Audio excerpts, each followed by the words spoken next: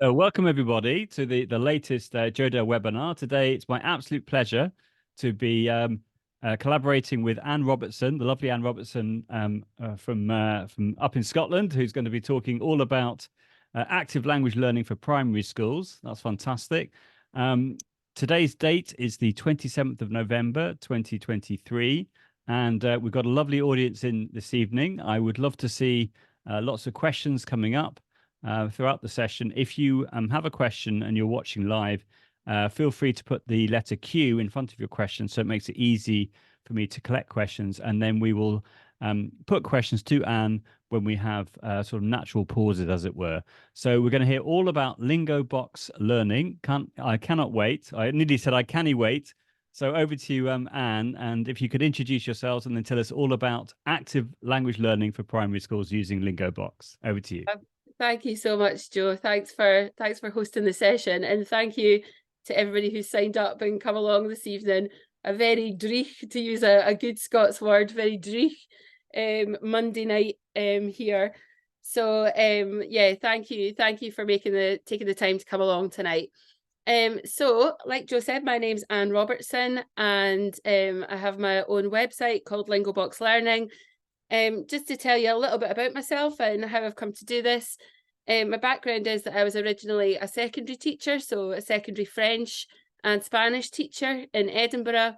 And in 2010, I went to be the lead officer in Edinburgh for the development of a new Scottish Government languages policy, which was being implemented in all schools in Scotland, but mainly focused on primary schools in Scotland. And that was an initiative called 1+2. And so from 2010 onwards, a lot of my work has really focused on working with primary schools, and a lot of that has entailed developing learning resources for them, games, songs, supporting with strategic implementation of languages in primary schools, so supporting with how they would then organise that, and basically doing a lot of teacher training over that time. And yeah, working directly with primary teachers. So even though my background originally was as a secondary teacher, my experience since about 2010 has been much more primary focused. And partly that was working with different local authorities. And initially that was as a council officer, and then it was as a consultant, so working for myself as a consultant. And that's led me to then set up my own website, Lingobox Learning, which is on the back of a YouTube channel, which I set up during lockdown, the stereotypical lockdown activity. So created my own YouTube channel with lots of songs and games and activities. So that's just a little bit about me. And in terms of the website, I'm going to dip in and out of this a bit throughout the session, just to exemplify different approaches, different resources, and to talk through some of the different ideas that I have. This is mainly in French, like I said at the start, but I'll show you how this could be transferred across into different languages as well. So we'll look at the transferability of different activities and ideas and games. And at the end of the session, I have a code for everybody to take away so that you'll be able to get access to the website and use all the resources on there for 2 months. So because I've only just launched it in the last month or so, I'm doing a special extended free trial for teachers, so you'll have 2 months of the website, full use of it for free. So yeah, so I'll dip in and out of that. And like Joe said, it would be really useful to know if people are happy to put this in the comments, where you're based, where you're from, maybe your school name if you like, what stage you teach, and if you're not actually teaching, what your role is, and which languages you teach as well. So stage, where you're based, and languages that you teach as well. And that just helps us in terms of the presentation and make sure that we tailor it to your needs as well. And if you have any questions as we're going through the presentation, Joe will pick them up throughout, and then we'll answer them through each of the different sections as we work our way through them. So first of all, so what do we mean by active learning? So active learning, it can seem something that's very, very much embedded in teaching and learning, and particularly here in Scotland, we've done a lot of work in schools over the past 20 years on active approaches in learning. And when I thought about this, I was thinking about, well, what does active learning look like in the classroom? And I thought, well, maybe I should go back to what the definitions of active learning actually are. And what I found was this was really quite helpful, just in terms of a bit of a refresher and thinking about the idea that it doesn't just apply to things like games or how you would engage learners in an activity, but it's about the entire learning process. So it's from the very start of the learning process. So the planning through to the introducing language, through to the consolidating language, through to the assessment. So thinking about it as a holistic part of your processes. And really in Scotland, I would say that this has become something which is the foundation of the way that we teach. And in terms of languages, the reason that I like this is because there's so much you can do with this. And again, in terms of each part of that process, so thinking about your planning, you're introducing your language, your processing of it, so consolidating, processing, and then thinking about how you assess it then as well. So like I say, it's that through process, so the whole thing, so planning through to the end of the process then as well. And sometimes I think it's just useful to have that bit of a reminder, because sometimes we think of active learning as just games and things, but it's actually everything altogether. And so what are the benefits of active approaches in language learning? And feel free to put any comments for this in the comments box. So any benefits you can think of yourself in terms of language learning. Well, I think just starting thinking about that idea of it being part of that whole process again, and what that can mean in terms of the learner's experience. So it can be fun, engaging, motivating, supports repetition, and repetition, of course, is key in terms of language learning and retention. And then it supports that deeper learning as well. So when the children are actively involved in both the process and the learning itself, then that really helps to support that deeper learning. Enables more target language. Anything that's instructional that you're doing, anything at all, then that enables you to use more target language in the classroom. I'm just going to move this little box out of the way here a little bit because I can't quite see that. Et voila. Classroom language. So again, the target language, then that feeds into being able to use classroom language. Oh, I've kind of got myself in a pickle here with my box. There we go. Let's see. It allows us to engage in progression, and it supports the learners in being able to develop a sense of their own learning style. So what I mean by that is that it means that the children, by reflecting on the process of learning and how we learn with the children and doing that actively with them, it allows us to be able to open up that discussion about what strategies work best for them, what's helping them to learn, and for them to be active, take an active part in planning their own learning and planning their own progression in their learning as well. So thinking about how they learn and what they learn. So I'm going to just move. I think that's the only slide that I had. I don't know if you could see this on your, but it's my little bar with all the pictures at the side of it. And it was kind of getting into the way. So on that basis then, so thinking about all these different things. So this is kind of the structure that I'm going to look at, the different aspects of active learning then. So thinking first of all about the planning process and how we can make that active in terms of languages and what the benefit of that is. Thinking about how we introduce new language for our learners, and thinking about how we then consolidate and support retention of that language over time, and looking at what we can do across the curriculum to support that, how we can build in different writing and talking activities as well, which support their outputs as well in terms of the language, and then what that can look like in terms of assessment as well. So how do we assess actively as well?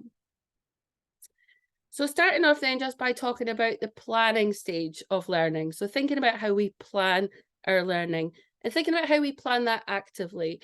And the reason that I think this is so important in terms of language learning is because quite often with language learning, it can feel like something which is being done to us.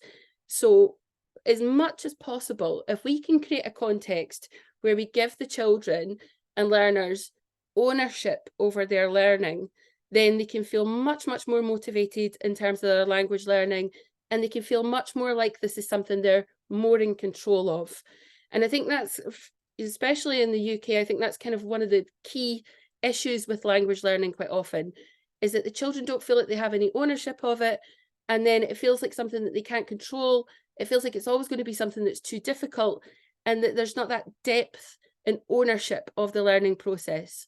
So as much as possible as you can engage the children in the planning of their learning, then that's really key in helping to give them ownership and then to motivate them in their learning as well.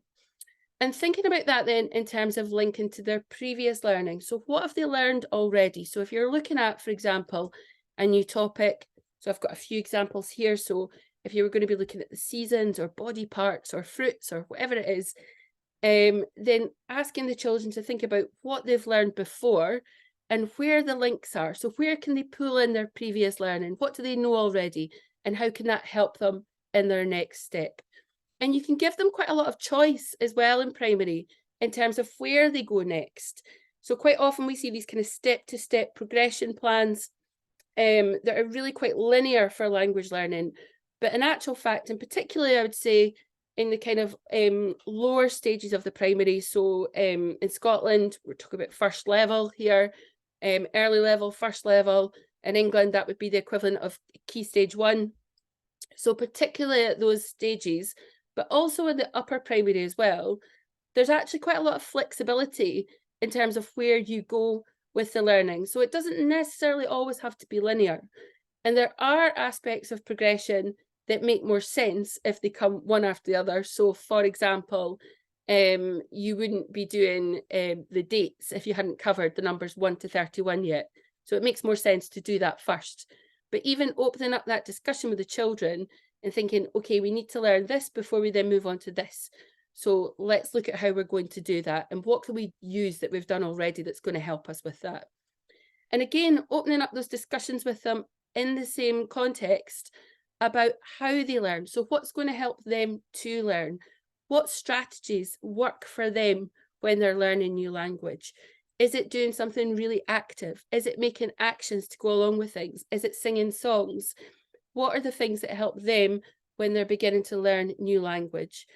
And these are really key skills as they become language learners. So thinking about what you're doing to support the children to become language learners. So in particular, as they get older, but you know, from sort of early to middle primary, you can begin to do this with children and really begin to give them that ownership over their learning and think about where they've come from and how they're going to apply that going forward and where they're going to go next. So I've put a slide in here, a picture in here, and this is from the resource section of our website, so of my website, Lingobox. And the reason that I've showed this here is because that's the approach we've tried to take, is that it's a sampled out approach where children can then pick out what they would like to learn next, and again, engage in that conversation with the teacher as to how they would do that, if that's the best next step for them, what they'll need to get to that point. And again, like I said, you know, thinking about the difference in having that kind of step-by-step linear progression, that topic to topic approach, but moving from that and moving towards something which is more of a spiral approach. So where you have introduced a bit of learning, then thinking about, well, how do you come back to that and come back to it repeatedly over and over again? So thinking about how you revisit that learning. And the reason for that then is really to support setting up your learning in a way which supports lots and lots of repetition across different contexts. So introducing language and then revisiting language. Introducing, revisiting. And this idea of that repetition in different contexts is really key to being able to support that deeper learning for the children over time. So again, if you're looking at planning in partnership with your children, then again, looking at, for example, if you were looking at a topic, so you're looking at one of your IDL interdisciplinary learning topics, and then you could be saying to your children, okay, well, what have we covered in languages? Are there things that we can bring in as part of this topic, and plan that with them so that they're thinking about, well, what other learning have we encountered, and how can we bring that back in? And they'll maybe see opportunities that you maybe had missed as well. So it's really good to open up that discussion with them and for them to think about, well, what can we use and how can we use it here?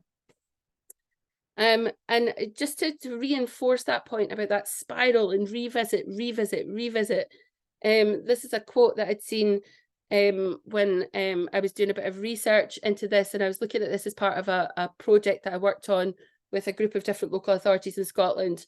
There's a project called Tiles, which is basically a self-evaluation toolkit for schools.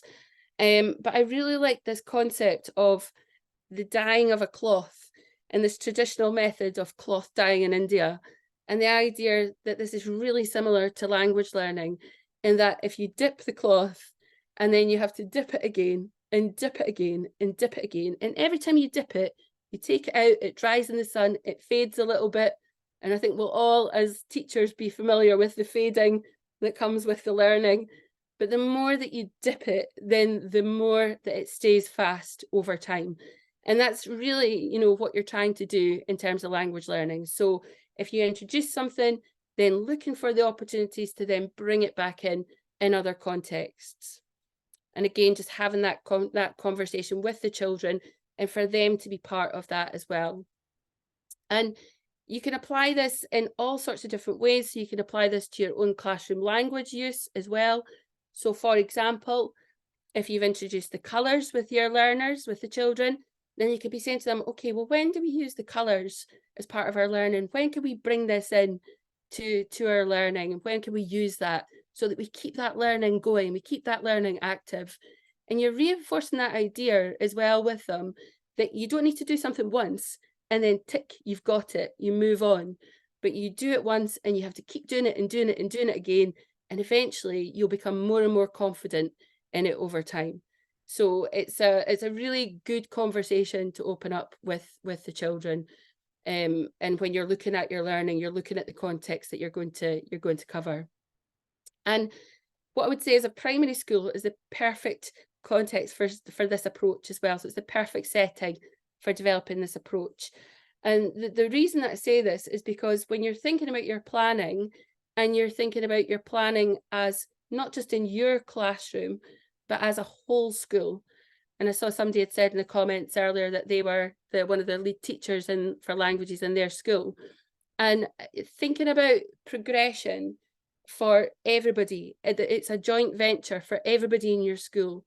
And what is it that you want the children to be able to achieve by the end of their time with you in that school? What is it that the children want to be able to achieve when they're with you? So, for example, if you get to the end of Key Stage 1 or first level in Scotland, what do you want the children to be able to do? And do the children know what that is? Are they part of that discussion? And are they engaged in that process? And again, it's just that ownership, but it's also that joint effort towards those goals as well. So really clear learning goals that everybody's signed up to and everybody's working towards together. And I think that just helps clarify as well everybody's different role in language learning within a primary school as well, that the more that everybody works together on this, the more successful it could be for the children as well.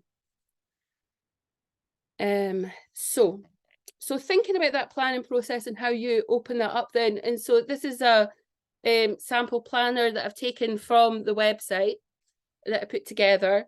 And this is basically just prompts. So for floor planning, so if you had the children working together with you, and then you were doing a floor plan with them for, say, for example, a topic, or it might be a language learning context that you're looking at. So you might be looking at birthdays, for example, or the alphabet, or vowels, or phonics, or whatever it might be.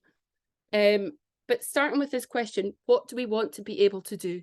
So giving that over to them. So what would they like to be able to do? Do they want to be able to introduce themselves to somebody? Do they want to be able to say what their birthday is?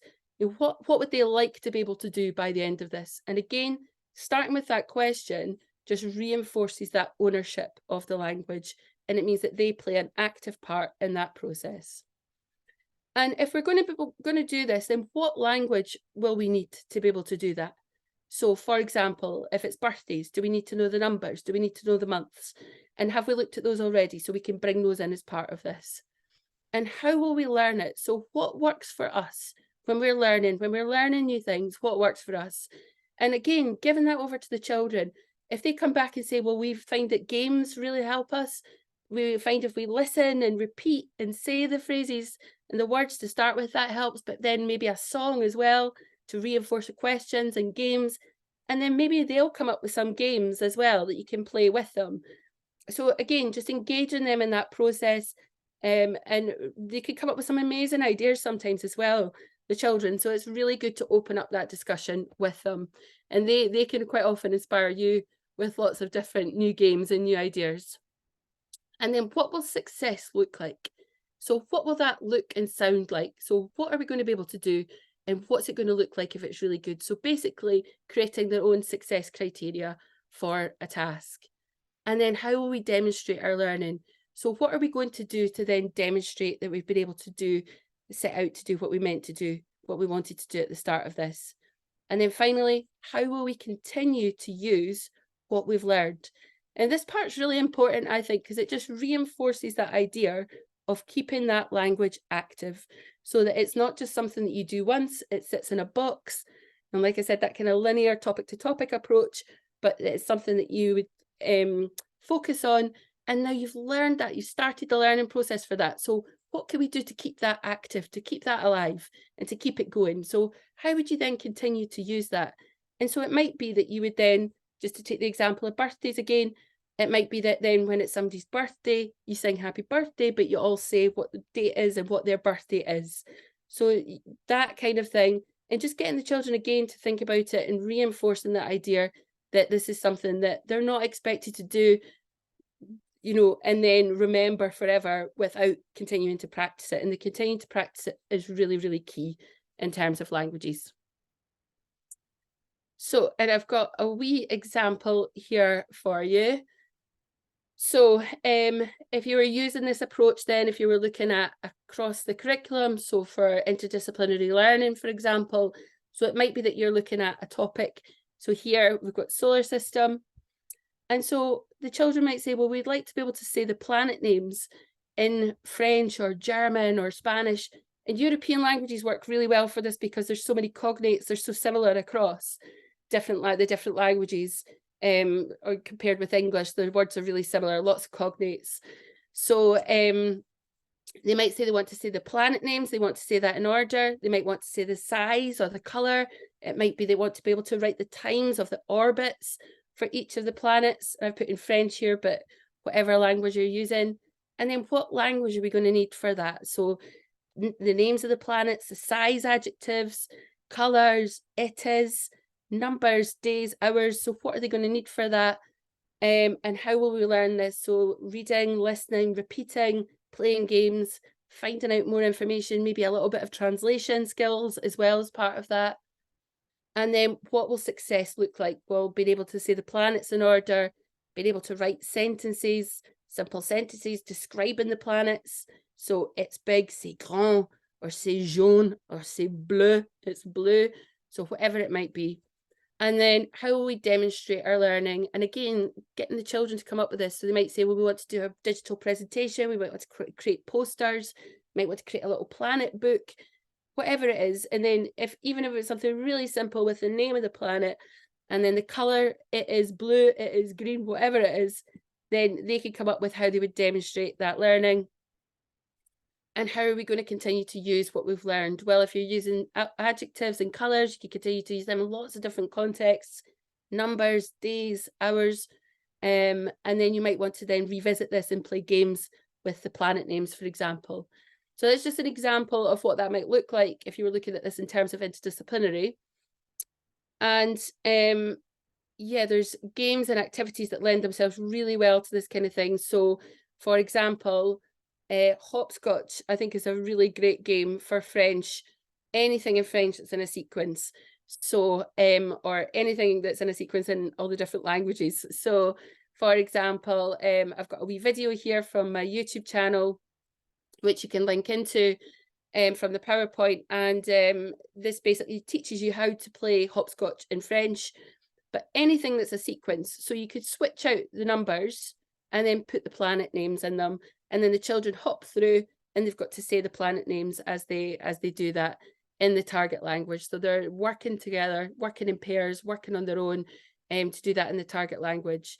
My preference is always for them to work in groups, pairs or in groups. And I think it's actually a really important thing in terms of language learning, in that the more that they work together, the more they discuss the language and support each other. And it's a really good way to differentiate, and also to give extra challenge to those who are maybe more confident, because the more and more they're using the language and the more they're helping others with it, the more they're just reinforcing their own learning over and over again. So yeah, hopscotch works really well for planets, for a solar system hopscotch, and also anything that's in a sequence, days of the week, months of the year. It could be alphabet, and you could get them to do any kind of shape for their hopscotch. I've seen these lovely big snail type hopscotch models that you can do, so anything at all.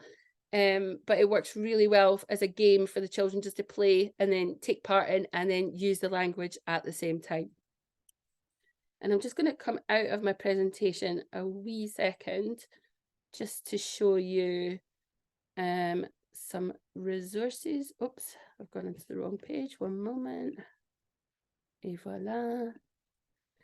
So just to show you some sample resources then for solar system.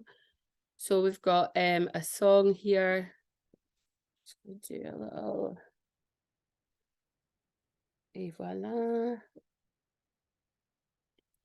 So just to demonstrate then what I mean about the language being, can you see that when it's whole screen? Or maybe just go down like that actually. So just to demonstrate what I mean then, so once you introduce the language for a lot of these things, it's actually quite straightforward to be able to then understand it for the children. So something like the solar system can sound quite tricky, but in actual fact, you've got things like the numbers come up quite a lot. The planet names are really similar in French, for example, as they are in English. So Jupiter, voici Jupiter. And then you've got things like the size adjectives. So c'est la planète la plus grande.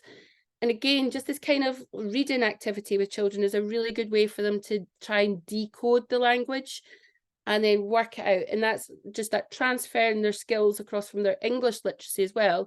And they're usually able to cope with quite a lot with that as well. I've found that they can actually work out quite a lot. And again, like I say, so much of the language is the same in French or in Spanish or German as it is in English. So a lot of it's really transferable. And then if you are looking at something like the solar system, I've included a couple other wee activities in here. And again, thinking about how you can take that language and use it in different contexts. So here we've got some little activities, and it's just active instructions. And this one here is marcher. So marcher, I'm going to just act these out for you. So marcher, so to walk. And this one's marcher sur la lune. Marcher sur la lune, okay? So walk on the moon, okay? And as soon as you've got this kind of language exemplified for you, and then this has all got the audio files in it as well, but as soon as you've got that language exemplified for you, then you can use it for lots and lots of different things. So for example, you could be using this for PE warm-ups. So if you're doing science, you're doing solar system as your topic, and then marcher sur la lune. Okay, so the children have got to moonwalk. And again, bringing in different things like briller comme le soleil, so shine like the sun. So you can come up with an action, the children can come up with an action. So briller comme le soleil, okay, so shine like the sun. And then brille comme une étoile, so shine like a star. Saute comme une étoile, and this is a star jump, so jump, so saute comme une étoile. And just to say this, the construction here that I've got with the comme, so like or as. So comme means like or as. So this is basically saute, so jump like a star. So star jump, saute comme une étoile, saute comme une étoile. And then you could extend it further. So we've got orbite la Terre comme la Lune. So orbit the Earth like the Moon. Orbite la Terre comme la Lune. And then you can bring in compter jusqu'à 28. So counting up to 28. So like the moon cycle. Okay. Compter jusqu'à 28. Or tourne comme la Terre. Tourne comme la Terre. Compte jusqu'à 24. So count to 24 and then turn like the Earth. Tourne comme la Terre. Tourne comme Mars. And again, you can bring in the different orbits, the different rotation times for these, and all of this just reinforces the learning for the children.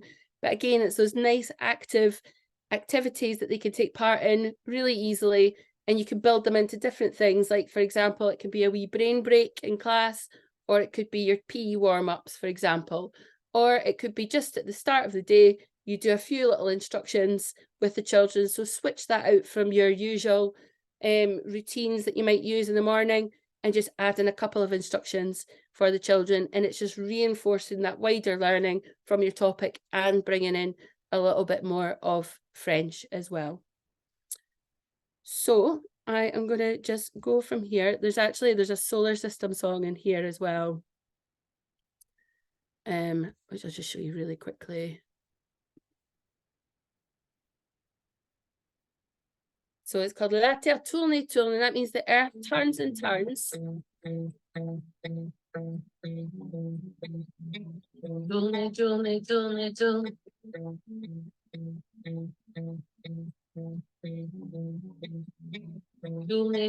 tourne, tourne. La Terre tourne, tourne, tourne, tourne, tourne, tourne. 24 heures tous les jours.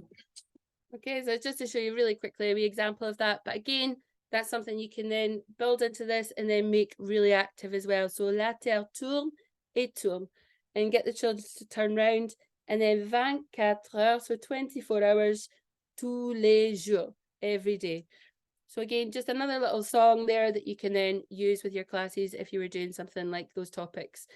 And these kind of things where it has that kind of active element to it, you can again just ask the children what do they think would go really well with that. And because that song, it kind of turns itself, tourne, tourne, tourne, tourne, is quite a nice one for that, for them coming up with some actions that would go along with it.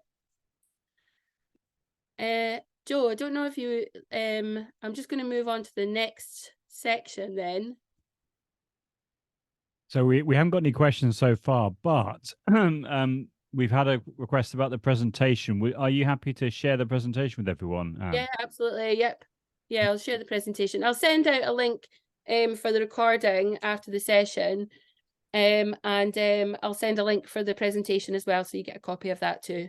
Fantastic. I'm loving it so far. I really like the way in which you are suggesting, the way in which the language learning can be built in throughout the day in little segments, and the way, that whole idea around a bit like sort of retrieval practice, that sort of dyeing of the linen. I thought that was fantastic. That regularly visiting the content so it sticks. That's just great. Yeah, absolutely. I mean, that's something that a lot of the schools, they're trying to do as much as possible here in Scotland. But I think it's just reminders and then seeing the opportunities with it as well. But again, the children could be a really big part of that process. So really good to open up the dialogue with them about that. And I'll just touch on this really quickly, in particular if I'm going to send out the presentation, but just that child-led element of the learning really got me thinking a little bit about the early years approach of that play-based learning, and thinking about how you can take that approach and develop it further, develop it for languages, develop it further up the school. And personally, when I started thinking about this, I could see lots of opportunities for doing something with this in secondary as well. But thinking about in early years, what you might do for your play-based approach. So having an area of your classroom or a little French or language kit that's there that can be explored by the children. So lots of different resources. So for example, flashcards, printable flashcards, country images, pictures of food. You get these really nice, actually, like wooden croissants and pizzas and things, but they're quite expensive. But I think actually just a flashcard would work just as well. Just cut out a laminated flashcard. But having like a wee cafe kit or an old suitcase with passports, a world map, tickets, dressing up clothes, play activities, and even things like jigsaws and games as well. So having jigsaws with like French jigsaws, for example, or some songs that the children can listen to, or books. And a lot of this stuff is I mean, my husband, I have to say, is an absolute second-hand shop addict. So he comes home with loads of things for me all the time. But you can pick up these kinds of things, and even asking parents as well if they have anything that they can donate to the school in terms of that. But just building up a little kit of stuff over time and things that the children can explore. And even things like, I love this activity, I don't know if you can see in the picture at the top in the circle, of the Eiffel Tower and the pasta shapes, and the children having to then make up the Eiffel Tower with the pasta shapes. And then just books, really nice books as well, if you've got books, and allowing them just to explore it in their own time.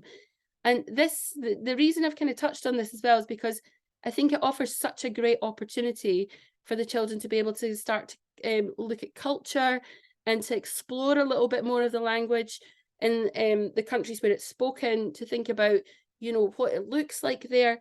And again, when that's exploratory, I think it works really, really well where it's kind of child-led in terms of that.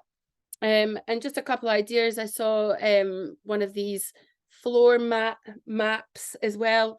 But again, if you had like a big poster of the map of countries and the language that you're learning, and even things like flags, images from the country, craft activities. And if you can find travel brochures, I put this in here and I was like, I wonder if they still actually do those, but I'm sure that they do travel brochures in travel agents. But those kinds of things where you can take pictures from, and then the children could just play with them and make up new pictures. And I actually saw a really nice activity where somebody had done this, and they basically just had lots of different pictures from the country, and then rolled out a huge bit of paper, one of these long rolls of paper on the ground, and gave the children lots of pens and craft materials. And they made this beautiful big collage of lots of different images from the country. And it was a really nice way for them to explore the culture, but in that self-led way. So that they're actually, it's not just us imparting things about the culture, but they're looking at pictures, they're engaging with it, and they're learning more about it through their own exploration as well. I've just put this in just to mention it as well about outdoor learning. And again, I was thinking about those kinds of activities that you can use in that kind of child-led way. And I just wanted to share that I've got a blog on my website, which again I've linked to here, which shares lots of different activities for outdoor learning. And I'm not sure, maybe people wouldn't be going outdoors so much at this time of year. Certainly not today in Scotland. I don't think you would be going outdoors in the pouring rain. But just worth thinking about, in particular, as maybe you get into better weather as well. But again, a really great way to link language learning is to take it outdoors and thinking about the kind of exploratory stuff you can do around about that. But like I say, there's lots of ideas in the blog here, which you'll find on my website. So I'm just going to talk a little bit about then introducing new language in your classes. And I'm sure a lot of you who are teaching languages already will have lots of different techniques that you use. And quite often we see teachers doing the écouter, répéter, so listen and repeat type activities. And I think they work really, really well. And you can do lots of different things with them. And they work really well with primary children who love to chant and sing back to you and respond to you. And again, just thinking about the kinds of ideas like doing it loud, quiet, fast, and like a monster, like a ghost at Halloween, like Santa. So, and again, that construction in French, that comme, so comme le Père Noël, so like Santa. And these work really well for different times of year, like Halloween and Christmas. So getting the children to act things out as they're repeating the language. And what I try to do is I always look to see if I can find where the rhythm is in new language that I'm introducing to classes. And then I use that as a hook for them. So finding the rhythm in a question or a sentence. And I think particularly this works really well with questions. But finding that as a hook, adding an action to it, and getting them to join in with me, and then repeat, repeat, repeat, repeat. So I'm just going to pop back out of here. And I'll go back to the website here. And on the website, I've got things in the resource section, and then I've also got these lingo boxes where they're organized thematically. So I'm going to go into tout appel comment just to show you an example of what you mean. And then within each section, we've got these soundboards. So these are basically the language with visuals, and you've got a vocabulary board in each of these that gives you the English translation as well. So we've got the French question here then for what is your name? So tu t'appelles comment? And like I say, the French questions have got such a good rhythm to them. I think it's the T's, quite hard consonants in them. There's a k sound and then the T's and the tu t'appelles. But they've got a really nice rhythm to them, and it works really well for doing repetitive activities that are rhythmic with the children. So, for example, and I'll show you this in French, and I can do an example in Spanish as well. So, for example, so what I would do if I was introducing this with the class is I always do it as a clapping activity and go, tu t'appelles comment? Tu t'appelles comment? Tu t'appelles comment? Tu t'appelles comment? Okay, and then for je m'appelle, for my name is, so I would always do je m'appelle, and then enchanté, which in French means pleased to meet you, I always go enchanté, enchanté. So just wee actions, but doing that consistently. So I use the same rhythm, the same melody with it, and do it consistently like that. And what that means is the more you use that, the more that the children remember it, and they'll remember it from the rhythm. So, for example, if we were introducing tu t'appelles comment? Tu t'appelles comment? Tu t'appelles comment? And if I was introducing this for the first time, what I would probably do with a class is I'd have them on the floor, and then I'd have something I was going to throw to them. So a teddy, and I would throw it to somebody. We'd all chant the question first. So tu t'appelles comment? Tu t'appelles comment? Tu t'appelles comment? Throw somebody the teddy, and then they would have to say back, je m'appelle, and then everybody else would say, enchanté. And what works really well with this, if you get the children all in a big circle, and they're all just going round in a circle, chanting the question, and then you can shout, stop, or arrêtez, or whatever, and then you throw it to whoever you think looks like they'd be comfortable enough to say it. And if they need support with this, you could just go, je m'appelle. And having that rhythm, that intonation, it really helps them to remember it. So it really helps. And after a while, if you ask, well, how would you say, what is your name? And then they don't remember, and you go, and they'll remember what it is. So that's that hook that helps them to remember it. And it's the same with questions in French, like, what is your age? So, tu as quel âge? And what I would always do with that is I always do it as a little train. So, tu as quel âge, tu as quel âge, tu as quel âge, tu as quel âge. And again, it's just that looking for the hook with the language and with the rhythm of it. And particularly that rhythm is really important. And I think that's what really creates it really helps them to remember it. So, tu as quel âge, tu as quel âge, tu as quel âge. And it sounds a little bit like a train. And like I say, the French questions are great for this. The Spanish ones, I always do a little bit more like a sort of salsa style. So, ¿cómo te llamas? ¿Cómo te llamas? ¿Cómo te llamas? ¿Cómo te llamas? And again, it just that rhythm really helps the children to remember it. So, I'll just go back here. And yeah, so doing it with rhythm and actions. And for the actions, I love to introduce new language with actions because it's just so much fun. Primary children absolutely love it. They really enjoy doing lots of actions when they're learning something, and they actually quite often forget that they're learning something new and just join in with the actions. So, for example, and I quite often do these kind of TikTok type dances to go along with new language, in particular if it's in a sequence, like numbers, alphabet, these kinds of things work really well that go with a dance to go with it. So for the alphabet, for example, in French, I would do A, B, C, D. A, B, C, D. But it doesn't really matter what you would do. So you could A, B, C, D. And then E, F, G, E, F, G, H, I, J, K, H, I, J, K. And then it works really nice in French with L, M, N, O, P, L, M, N, O, P.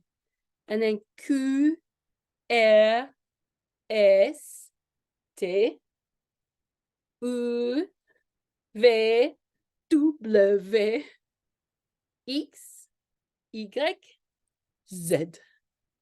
And again, you can do that in little sections. I've got an example of me doing that on the website, because I've got a video version of me doing that on the website. And I've got videos of me doing the numbers as well, body parts. But those kinds of little activities and with dances, the children don't think about the language so much, and they just join in. And particularly if it's always call and response. So everything I try to do is always call and respond. So I'll model it and then they can say it back afterwards. And what that does is it just really supports them in using the language. And I think there's been different opinions about kind of choral use of language, but what I think it does is I think it really helps to support children in building their confidence. And you can bring that back over time, so that your eventual goal is for them to be able to use that language independently. But when you're first introducing something, it gets them talking, it gets them saying it, it gets them using the language in a way that's supported, and it's fun as well. So they're not really worrying about it, and you don't want them worrying about saying things in a new language at all. That's the complete opposite of what we want to do. And when they get a little bit older, so when you're looking at kind of more the upper end of the primary school and more able to cope with working out phonics, for example, then you can actually ask them to teach the pronunciation, work out the pronunciation themselves. So maybe if you're looking at a new bank of language, then have a look at the words. What do you know about phonics? What do you know about the pronunciation that you can work out from this already? And again, that's them just applying that learning that they've maybe done elsewhere. So it might be a silent letter, for example, and applying that learning that they've encountered elsewhere, and then that helping that retention of it. And just looking for these opportunities to embed this as well. So looking for when you can find those aspects of learning and then just build them into your daily routines, build them into your plans. So for example, if it's something like, just to pick up on the phonics point, if you were looking at that pronunciation, then you might see the same language modeled in a month of the year if you're doing the date in the morning, or if you're looking at what the month is with the children. So you might see a silent letter, for example, and just be mindful of that and referring back to it if you've also seen that elsewhere. And the more that you can make those connections and help them to make those connections, the better they'll be able to then retain that language. So, and then games. So just thinking about how you develop learning and support progression. So introducing language, but then how you would then consolidate that learning. So what you do to help really consolidate that learning. And the thing that works really well with games in language learning, and regardless if it's primary or if it's secondary, it's that repetition again. So it's the using the language and the repetition of it. But I think what works really well with games is if you're doing it in the target language. So if they're encountering also that wider language. And actually, you can use quite a lot of the same language for a lot of different games. So, for example, close your eyes. Fermez les yeux in French. Close your eyes. Ouvrez les yeux. Now, that one thing, so closing your eyes and open your eyes. And you can come up with about 20 different games that are just revolve around closing and opening your eyes. So for example, if you've covered the alphabet and then you're looking to move to the next stage with that, where they're able to identify letters of the alphabet independently. So I'm just going to go in here, click there, et voila, l'alphabet. And again, I'm just going to open up the soundboard in here. So if you've introduced the alphabet and you've done your little dance and everything, and you're wanting the children to be able to tell you what the individual letters are, so that's the next step of your learning, then just saying fermez les yeux, and then you playing a letter, and then they've got to tell you which, and then ouvrez les yeux, and then they've got to say which letter it was, they've got to tell you which letter it was, and then you can make that more difficult by just adding, so adding up more letters, and you can even put words in there that they then begin to spell out. And, you know, former un cercle, so make a circle, fermez les yeux. So if you former un cercle, okay, make a circle, and then I'll just continue with the idea of the letters here. You put the letters, different letters into the center of the circle. So you maybe have flashcards, for example. I think we'll go back here so I can show you. We've got those in here.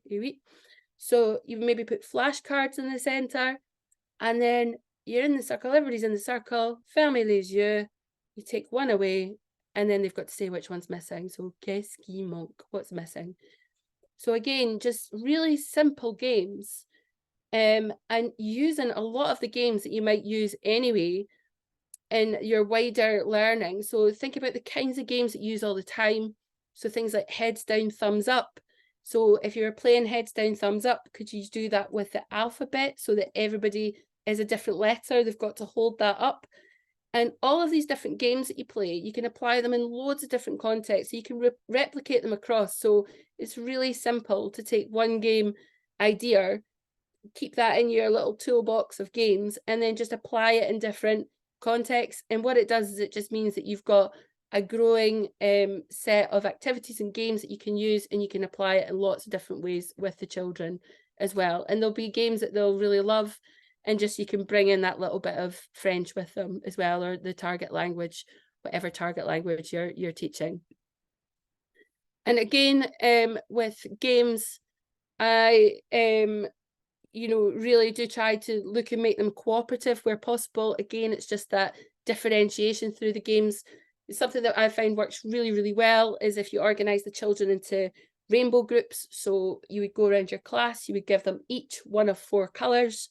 So again, I'll say this in French. So rouge, bleu, jaune, vert. Rouge, bleu, jaune, vert. And they have to form a group with four colours in their group. So they've got to find the other people. And you could have wee colour flashcards that you hand out. So they've got to find the other colours. And then you can play loads of games once you've done that, loads of different games. So one that I really like is a running dictation with that. And you could have, for example, different colours at the front with their labels on them. So it might be rouge, bleu, jaune. And then you would shout out one of the colours, and whoever has that colour in the class has to come out, and they've got to go back and they've got to recreate that picture in their groups. So you would shout, say, for example, les rouges, and they all come out and have to run back, and then les bleus, and all the blue have to come out and do it. So just a really simple game. Again, you can do reading activities with them where you would be focusing on a particular topic. So it might be your planets, for example. You might have the different planets of the solar system all labelled and around your room. And then again, in those cooperative groups, you shout out a planet name, so Jupiter. And then you say les bleus, and all the blues have to run and try and find Jupiter and bring it back, and the first person to get it wins. So again, just that works really well, I find, for just being able to the children to work together, to support each other as well. And again, it's just that differentiation thing as well. I think it really helps with differentiating and giving more challenge to the children who can cope best with it. And what I've done is actually, for a lot of the kind of typical games that you might play, let me just see. So Lingoboxes. Yeah, how are you? Ça va? So for example, a typical game you might play, so a kind of lotto type card game.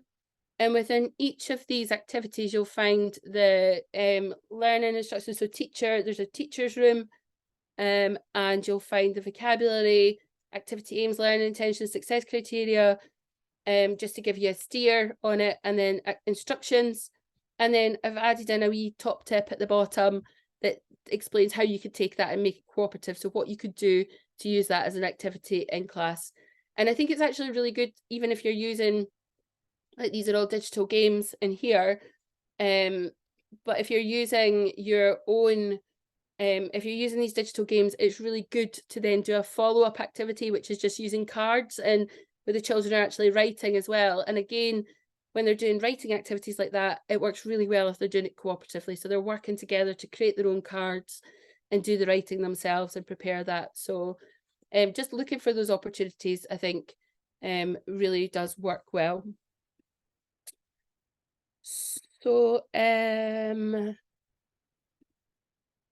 yeah, just a couple of other points then. So, again, I've said about these cards, and I think doing card type activity works really well with children. They can make up pairs games, they can have to put things into order, sort things.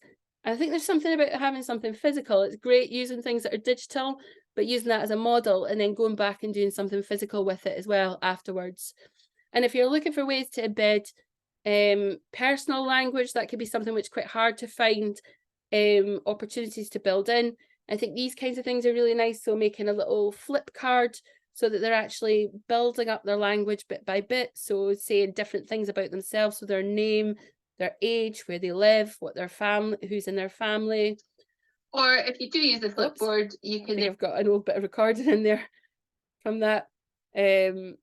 But yeah, so if they've got, I'll just flip back past that just so you can see. But yeah, making these wee flipboards, so you've got that on their desk, or you could make a speaking mat as well. And then another idea I really like for using is opinion sticks. So just using lollipop sticks, writing different opinions on them, and then actually using them throughout learning as well, so that they're on the children's desk. Again, they could use these as a group. So you could get them to prepare them as a group activity and write them as a group. And then they have them in their desks, and then they use them to give their opinions on things. And you'll ask the children their opinions about things all the time for all sorts of different things. And so encouraging them to say this in the target language is a really good way to get them using just that little bit more as part of their learning every day. And the last thing I'm going to show you then is, this is just a really quick slide then about task-based learning. And basically this is where the children, you would give them an activity and a task to complete, and they're using the target language as part of that. So the instructions would be in the target language, and ideally you should be looking for opportunities for them to actually talk in the target language, so communicate in the target language as part of that. And I've put a couple of ideas in here, but on my YouTube channel, I'm just, hang on a second, sorry, find the right page. It's this one here. I'll leave that out of the way. On my YouTube channel then, I've got some of these different dances and ways of introducing different language. So I did quite a lot of these songs during lockdown and COVID times, and I just wanted to share this one with you because I saw this on Twitter the other day, and I absolutely loved seeing this example of it. It's so nice. But basically this is a dance with different Christmas things. So boule de neige, so a snowball, flocon de neige, snowflake. And in the wee video here, I teach the different actions. So we've got beaucoup de cadeaux, which means lots of presents. And this is just a wee clip of this from it.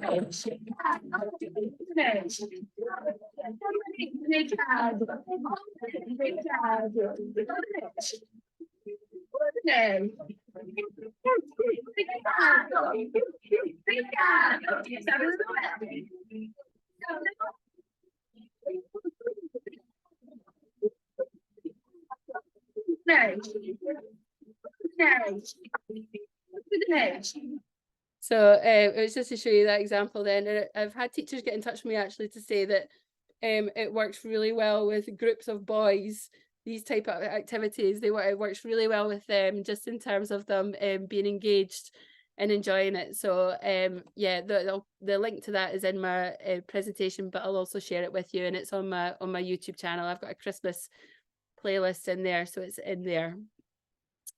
And then this is definitely the last thing, actually, sorry. Just to show you then finally for assessment, and again, that is that dialogue with the children. So, and the idea that it's not something you have to do and then it's done and then you move on. It's building over time. So I've created these achievement trackers, star trackers, which are in each of those lingo boxes on the website. And it's basically building up the language bit by bit. So I can name up to 5 fruits for this one, up to 10. I can ask for it using je voudrais, so I would like. And at the bottom of this, I've put some extra stars in, which is I was brave, I used French at home, I used it with somebody in the street, you know, that kind of thing. So just reinforcing the idea that it's about the positive reinforcement of them actually really trying in the language as well, and celebrating that success. So really engaging them in the assessment as well as part of that. And I think that self-assessment really works well, again, just for that sense of ownership. So that is a bit of a quick run through. There's loads of different things in terms of active learning. And again, I've tried to build in quite a lot of these different kinds of activities on my website and the resources in there. And like I said, there's a extended free trial for everybody who's taken part in the session today. As a thank you for coming along, and just because my website is brand new, so I'm celebrating the launch of it. So if you use the code Lingobox launch when you go to the checkout, and what I'll do is I'll send through a wee video that explains as well, just a walkthrough as well, that shows you how to do that.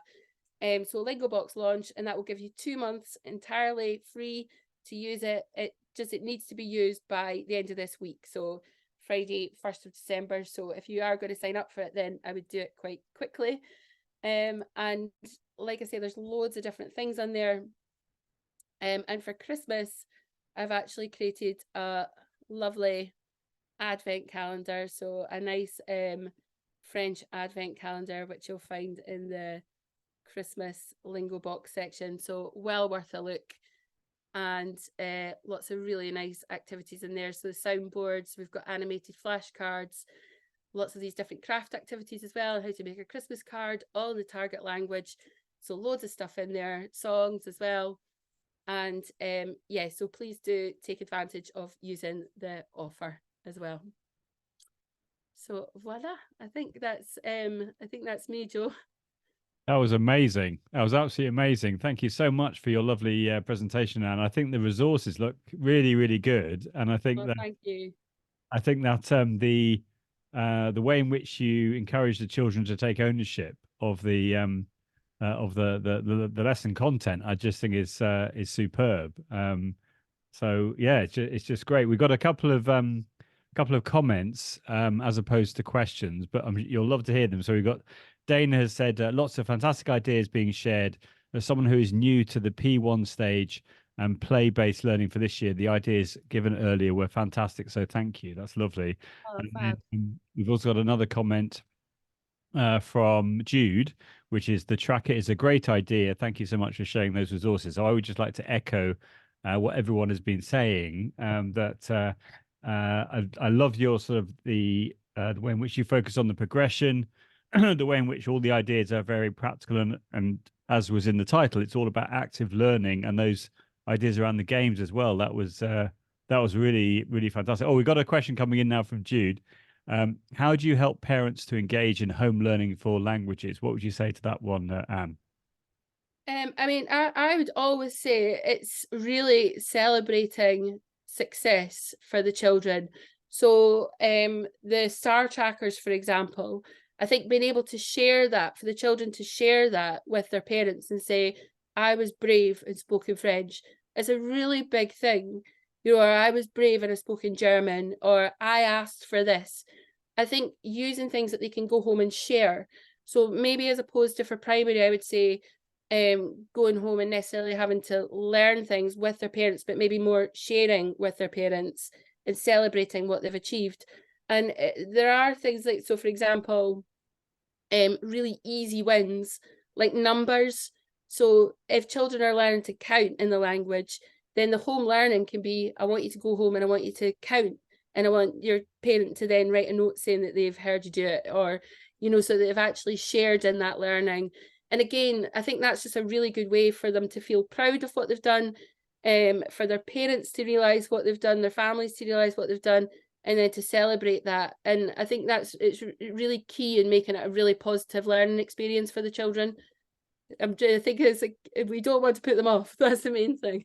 But definitely not. I mean, I suppose you could have some sort of, I don't know, like a language passport type thing whereby they Yeah, can stamp, to show that the children have done a particular activity. I think that's a really lovely way of involving the parents at home, but not yeah. making it onerous. I think that's Yeah, wonderful. and things like Christmas cards are really good as well. So actually writing Christmas cards, creating Christmas cards, and then taking them home for someone as well.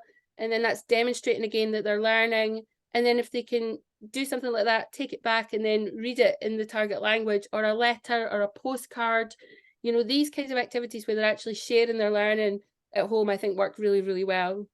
Yeah, brilliant. And some lovely ideas around celebrating Christmas as well there. That's great. And I love all those boys getting involved in the I song. know, It was that's it. great. Hardcore techno, Yeah. French. Yeah, fantastic, lovely. Well, I'd like to take the opportunity to thank Anne so much for her time this evening, for sharing all these amazing activities. I can see in the chat that people are already saying I'm going to sign up for sure. Oh, good.